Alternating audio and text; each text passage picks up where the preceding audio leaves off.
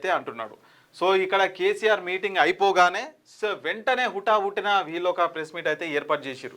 So KCR ఇప్పటికి కూడా ఏం మాట్లాడాలో తెలుస్తలేదు. అసలు జలద్రోహి వాళ్ళే, 10 ఏళ్ల పరిపాలనలో అసలు నీళ్ళను రాకుండా చేసింది వాళ్ళే అని చెప్పేసి కూడా రేవంత్ రెడ్డి కొన్ని కీలక వ్యాఖ్యలు చేస్తే, దమ్ముంటే దీనికి చర్చకు బయట కూర్చున్నాడు కాదు, అసెంబ్లీలోకి రండి, అసెంబ్లీలోకి వచ్చిన తర్వాత మాట్లాడుకుందాం, ప్రజల ముందు పెడదాం, నిజ నిజాలు నిగ్గు తెలుస్తామని చెప్పేసి రేవంత్ రెడ్డి అయితే చెప్తున్నాడు. మరి 811 టీఎంసీలు ఉంటే మరి 299 చాలు అని సంతకం పెట్టింది ఎవరు అని చెప్పేసి రేవంత్ రెడ్డి గారు అయితే సూటిగా అడుగుతున్న పరిస్థితి.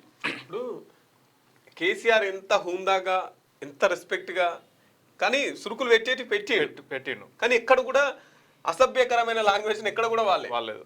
ఇక్కడ చూడు, ఆర్థిక వ్యవస్థను అత్యాచారం చేసిర్రట, తండ్రి కొడుకులు ఇద్దరు కలిసి అత్యాచారం చేసి, ఉగ్రవాదట. ఏం మాటలు ఇవి! ఇక కేటీఆర్ ఐరన్ లెగ్ అట, ఇక వాళ్ళు చెంచాలట. ఈ భాష ఏంది రేవంత్ రెడ్డి గారు? మీరు ముఖ్యమంత్రి, ఇంకా కూడా ఇప్పుడు వీళ్ళు ప్రతిపక్షంలో ఉన్నారా, అధికార పక్షంలో ఉన్నారా?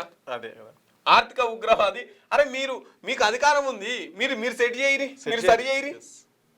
జనవరి 2 తారీఖు నుంచి అసెంబ్లీ పెడతా, వచ్చి చర్చించుకుందాం రా అని చెప్పేసి మాట్లాడుతున్నారు. ఇక కేసీఆర్ వస్తే మీరు ఉంటారా? హరీష్ రావు వస్తేనే ఏంది ఇరిగేషన్ మీద చర్చ జరుగుతుంటే హరీష్ రావు మాట్లాడుతుంటే 30 సార్లు మైక్ కట్ చేసారు. హరీష్ రావుకే సమాధానం చెప్పలేకపోతున్నారు. సరే, రావాలి, ప్రధాన ప్రతిపక్ష నాయకుడుగా అసెంబ్లీకి రావాలి, చర్చించాలి, మాట్లాడాలి, అది కూడా అందరం కోరుకుంటాం. కానీ ఈ మాటలు ఏంది? ఆర్థిక వ్యవస్థను ఉగ్రవాది అన్నుడేంది, అత్యాచారాలు ఏంది, ఐరన్ లెగ్గులేంది, చెంచాలేంది? ప్రతిపక్షంలో ఉన్నట్టు వీళ్ళు మాట్లాడుతున్నారు, అధికార పక్షంలో ఉన్నట్టు కేసీఆర్ మాట్లాడుతున్నారు. ఇప్పుడు ప్రతిపక్షంలో వీళ్ళు ఉన్నారా, అధికార పక్షంలో ఉన్నారా? వీళ్ళు ఏదో మాకు అధికారం రావాలని దిట్టైనా సరే మేము అధికారంలోకి కూర్చోవాలని చెప్పేసి మాట్లాడుతున్నట్టున్నది. కేసీఆర్ 1.5 గంట సేపు మాట్లాడు, ఎంత ఉందా, కనీసం మీ పేరు తీయలే, వాళ్ళే అధికారం కూడా తీయలే, వాళ్ళే అధికారంలో ఉన్న చందంగా పట్టించుకుంటలేరు అన్నట్టు, వాళ్ళ అధికారంలో ఉండి వీళ్ళని పట్టించుకుంటలేరు అన్నట్టు వాళ్ళేమో అంతా ఉందాగా మాట్లాడారు.